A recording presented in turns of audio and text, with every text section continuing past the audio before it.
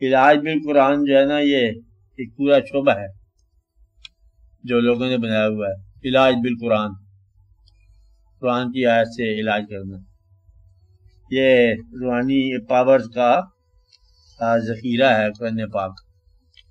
اور روحانی پاورز جو ہے نا وہ ان کا خیال یہ ہے لوگوں کا کہ کوئی جسمانی بیماری نہیں آتی جب تک پہلے روحانی طور پر بیمار نہ ہو جائے انسان. یعنی کہ کبھی جسمانی جو ہے نا بیماری یہ اظہار ہے روحانی تکلیف کا. اچھا، اور پھر روحانی یا شفا جو ہے نا یہ روحانیت کے مالک اللہ تعالیٰ کی طرف سے آتی ہے، قرآن پاک کی طرف سے شفا ہے. جس طرح آپ کو یا وظیفہ کرو، استغفار ہی کر لو، اب استغفار جو ہے نا 50,000 گناہوں کو معاف کر دیتا ہے، یہ معاف کروا دیتا ہے. اب یہ نیکی نہیں ہے، بدی سے نجات ہے. اب بات سمجھ رہے ہیں نا، اس بدی کا علاج تو نیکی ہونا چاہیے نا. وہ کہتا ہے نہیں، بدی کا علاج جو ہے نا یہ ایک اور ہی علاج ہے کہ استغفار. گویا کہ جو پاور بدی کو سزا دے رہی ہے، یہ سزا دے سکتی ہے جس نے دینا ہے سزا، اس سے اپنی بدی کے بارے میں معافی مانگی. اب وہ بدی جو ہے نا وہ سزا میں نہیں گنی جائے گی جب معاف کر دے اللہ تعالیٰ. اللہ تعالیٰ مطلب فرماتے ہیں کہ پھر میں ان کے جمی گناہ معاف کر دیتا ہوں. جمی گناہ جملہ تمام گناہ معاف کر دیتا ہوں. جس طرح میں نے آپ کو پہلے بتایا کہ 50 سال کا کفر ہے جو ہے نا ایک کلمے سے مومن ہو جاتا ہے.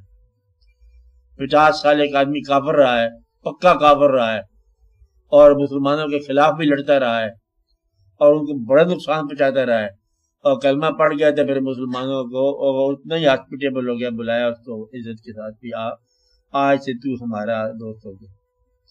اب وہ کلمہ جو اس نے پڑھا ہے جس سے 50 سال کا اس کے کفر مومن بن گیا، اب یہ اس کی روحانی شفا ہوگی. تو گویا کہ کلمے کے اندر ایک ایسی شفا یا دوا ہے جو کفر کو ایمان میں بدل دے. اسی طرح آپ کے خیال کو بدل دے. جب آپ کی روحانی جتنی بیماریاں ہوتی ہیں عام طور پر لالچ سے ہوتی ہیں اور دنیا میں زیادہ ٹھہرنے کی نیت سے ہوتی ہیں یا پاور سیکرز کے لیے ہوتی ہیں بیماریاں.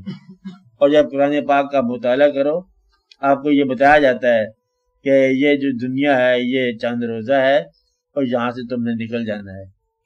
کیا چھوٹا اور کیا بڑا اور کیا امیر اور کیا غریب، کیا خوشی اور کیا غم، سب سے چلے جانا ہے. غم بھی گزشتہ نہیں ہے، خوشی بھی گزشتہ نہیں. ایسے ایک شعر ہے نا اس کا کہ غم بھی گزشتہ نہیں ہے، خوشی بھی گزشتہ نہیں، کر غم کو اختیار کہ گزرے تو غم نہ ہو. یہ تو بیلا ہی اتنا سارا ہے، نہ غم ٹھہرے گا، نہ خوشی ٹھہرے گی، نہ غمگین ٹھہرے گا، نہ خوش ٹھہرے گا، نہ چھوٹا ٹھہرے گا، نہ بڑا ٹھہرے گا. ہر آنے والا اپنے سے پہلے جانے والوں میں شامل ہوا اور اپنے سے بعد آنے والوں کو ایک اپنا نام دے جائے گا. آپ کے دفتر میں جاؤ نا کسی میں تو اس کے پریڈیسیسر کا ہوتا ہے نام لکھا ہوا، پہلے یہ ڈائریکٹر تھا، پھر وہ ڈائریکٹر ہوا، پھر وہ ڈائریکٹر ہوا. کہتے آپ کہتے میرا فوٹو لگا دو نیچے اور ڈیٹ لکھنی ہے ریٹائرمنٹ کی. اسی طرح ریٹائرمنٹ جب ایسے ہے سارے لگے ہوتے ہیں آپ کے سامنے ہوتے ہیں. گورنر کی لسٹ ہوتی ہے، بادشاہوں کی لسٹ ہوتی ہے. ہر آنے والا جو ہے نا وہ جانے کا ایک ڈیٹ مقرر کر کے چلا جاتا ہے. گھروں میں ایسے ہوتا ہے، بزرگوں کے فوٹو لگاتے ہیں آپ لوگ، پھر کچھ عرصے کے بعد آپ کی جو اولادیں ہوتی ہیں نا بزرگوں کو بھول جاتے ہیں. کہتے کون تھا؟ کہتے آپ کے گرینڈ فادر کا ابا جان تھا. کہتے اتنی دور کا کان بھاگ جائے گا، چل چھوڑو نئی تصویر لگاتے ہیں. آپ کی فلمی ہیرو کی تصویر لگاتے ہیں. آہستہ آہستہ مطلب یہ ہے کہ یہ قصہ ایسے ہی ہے، چلتا جاتا ہے. تو قرآن سے یوں شفا ہے، یہ یوں دعا ہے کہ آپ کی جو دنیا میں الجھاؤ ہے اس کو وہ کام کر دیتا ہے، صاف. آپ کے جو جتنے بھی کمپلیکیشنز ہیں وہ دور کر دیتا ہے. اس طرح جس طرح کہ اگر آپ یوں کہو کہ کچھ لوگ ملا جھگڑ رہے تھے کشتی میں یا جہاز میں بیٹھے ہوئے، بہت جھگڑ رہے تھے، کچھ ان کا پرابلم تھا، کوئی پیسے سے جھگڑ رہے ہیں، حساب کتاب کے بارے میں جھگڑ رہے ہیں. حساب کتاب میں یہ تیرا ہے پیسہ، یہ میرا ہے پیسہ، یہ گیم آف کارڈ پہ جھگڑ رہے ہیں. they were quarreling for pennies. اب یہ ٹھیک نہیں ہوتا. ایک آدمی آیا, اس نے کہا بات سنو, جھگڑتے تو رہنا, فی الحال ایک پیغام سن لو کہ جہاز کے نیچے پانی آ رہا ہے. The ship is going to sink. The ship is going to sink. وہ جھگڑا بھول گیا تھا. اب یہ اس طرح کا ہے کہ شفا ہوگی. شفا کس بات کی ہوگی کہ وہ بیماری تو رہ گئی, حالانکہ تو نیا مضمون آ گیا. کہتے ہیں تم جھگڑا کر رہے ہو, ٹھہرنے کا مضمون ہے. اگر تم یہ دیکھ لو کہ ٹھہرنا نہیں ہے تم نے, تو پھر جھگڑا کس بات کا؟ سامان باندھو. جب یہ پتہ چل جائے نا کہ وہی لوگ جو جھگڑ رہے ہوتے ہیں انہیں یہ بتایا جائے کہ now the time for departure, تو پھر ڈپارچر کے بعد جھگڑا نہیں ہوتے. اور ٹرینوں میں کیا جھگڑا ہو, وہ اگلے اسٹیشن پہ اتر گیا, وہ آگے اتر گیا. شفا ہی شفا ہے. اس کے اندر جو امتوں کے واقعات ہیں, قوموں کے واقعات ہیں. وہ باغی قومیں, انا پرور قومیں, انا زدہ قومیں, اور انہوں نے کیا کیا, مصر والے, دوسرے والے, تیسرے والے, بادشاہ, ملکائیں, ادھر ادھر سارا کا سارا ایک ماضی تھا, حیولہ تھا, چلا گیا. اس شفائی جاتی ہے. کبھی آپ ذرا تھوڑا گہرا سوچ کرو تو پھر آپ کو معلوم ہوتا ہے کہ یہ ہے کیا چیز. وہ میر صاحب کی بھی ربائی ایک آ جاتی ہے, ربائی یاد ہے نا میر صاحب کی, وہ آپ کو سب کو جاتی ہے. کل پاؤں ایک کاسے سر پر جو جا پڑا, یکسر وہ استغان شکستہ سے چور تھا. آئی صدا کہ دیکھ کے چل رہا بے خبر, میں بھی کبھی کسی کا سرے پر غرور تھا. وہ کھوپڑی پہ پاؤں لگا تو کھوپڑی ایسا بول گیا, تو بات ہے کہ بڑا غرور میں جا رہا ہے, ہم کھوپڑی ہو گئے ہیں, کبھی ہم بھی سر ہوا کرتے تھے, تیری طرح پر غرور ہوا کرتے تھے. تو پھر تو بھی اسی طرح مطلب بن جانا ہے 10 سال کے بعد. الٹیمیٹ سارا قصہ اتنا سارا ہے کہ 4 دن کا گزر ہونگی. قرآن پاک کی بات ہے کہ یہ دنیا ہے, متاع الغرور ہے, دنیا ہے, چند روزہ ہے, او متاع یہ آخرت ہے, وہ اب کا ہمیشہ ہمیشہ کے رہنے والی, بقا کے رہنے والی. اور کلو من علیہا فان, یہاں کی ہر چیز جو ہے وہ فان ہے. وہ جب کا وجہ رب کا ذوالجلال والاکرام, اللہ اور اللہ کے کام ہمیشہ رہیں گے. آپ اور آپ کی دنیا اور آپ کے واقعات صرف عارضی طور پر ہیں. یہ ساری چبھائی چبھا ہے. بیماری تو ختم ہو جاتی ہے. بیماری جو ہوتی ہے وہ ایک قسم کا ٹھہرنے کا مضمون ہے. ورنہ کہتے ہیں بیماری, سب سے مہلک بیماری وہ ہوتی ہے جس کا انجام موت ہو. جسے مہلک بیماری کہتے ہیں نا, فیٹل ڈیزیز, مہلک. وہ پوچھا کسی نے بچوں سے بھی مہلک بیماری کیا ہوتی ہے, کہتے ہیں وہ جس کا انجام موت ہو. کسی مہلک بیماری کا نام لو, کہتے ہیں مہلک بیماری زندگی ہے, ہر زندگی کا انجام موت ہے, اس سے بڑی کوئی بیماری کو. آپ کچھ اور بیماریوں کا نام لے رہے ہو, اصلی بیماری تو یہی ہے کہ ہر زندگی کا انجام موت ہے. میرا خیال ہے نہ ڈاکٹر اس بات سے مفر ہے اس کا, نہ مریض کا مفر ہے. کوئی اس میں چارہ ہی نہیں ہے کہ ہر آنے والا جائے گا اور ہر واقعہ ایسا رہے. کوئی ایسی محفل نہیں جو ہمیشہ رہے. کوئی رات کی ستاروں کی محفل جو ہے وہ بھی ختم ہو جائے گی. ڈوب جاتے ہیں ستارے ماہتاب, اور آفتاب آمد دلیل آفتاب. جب آفتاب اور ستارے ختم ہو جاتے ہیں, پھر صبح کے وقت شام, اور شام کے بعد صبح. یہ سارے کے سارے واقعہ کیا ہے, یہ سارے کے سارے شفا ہو رہی ہے,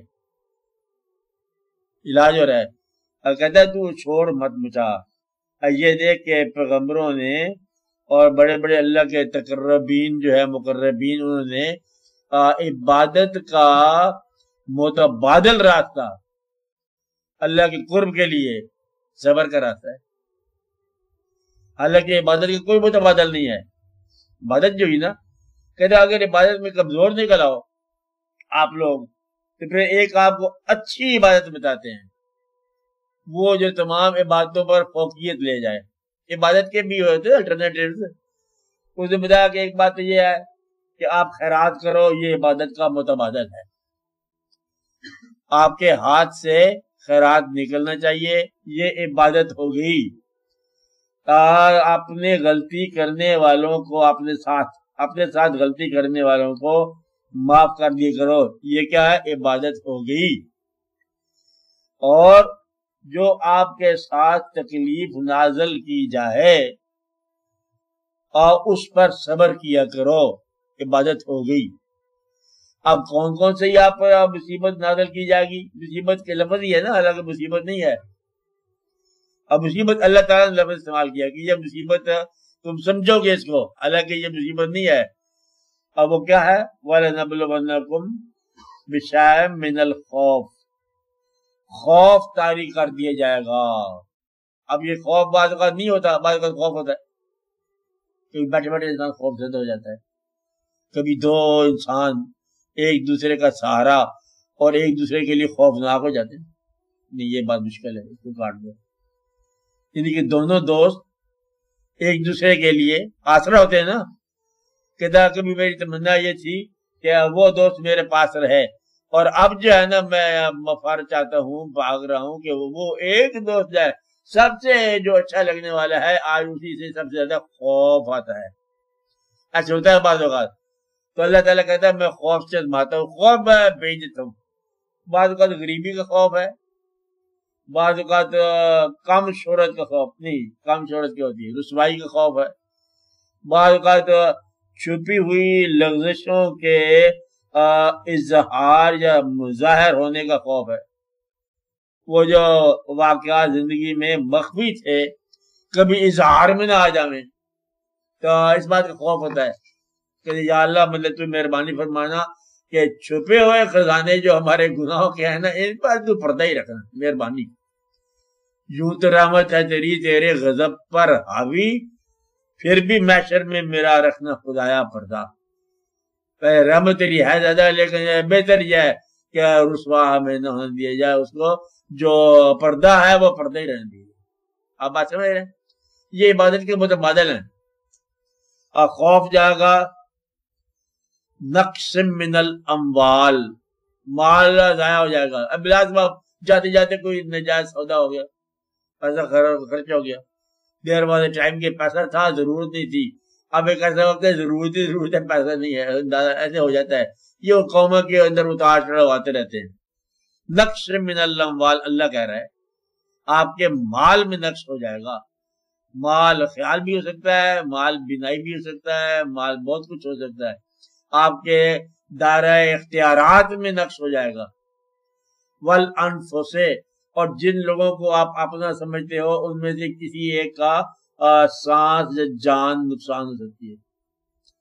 والثمرات، محنتوں کے پھل ضائع ہو سکتے ہیں۔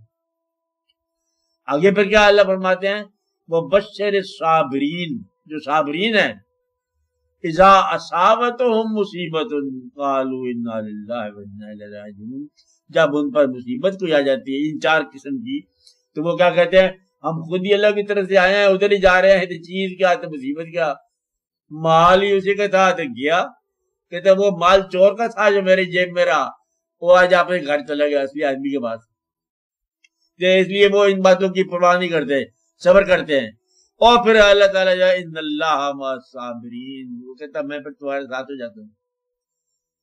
آزماتا بھی خود ہے درجات کے اضافہ کرنے کے لیے۔ اب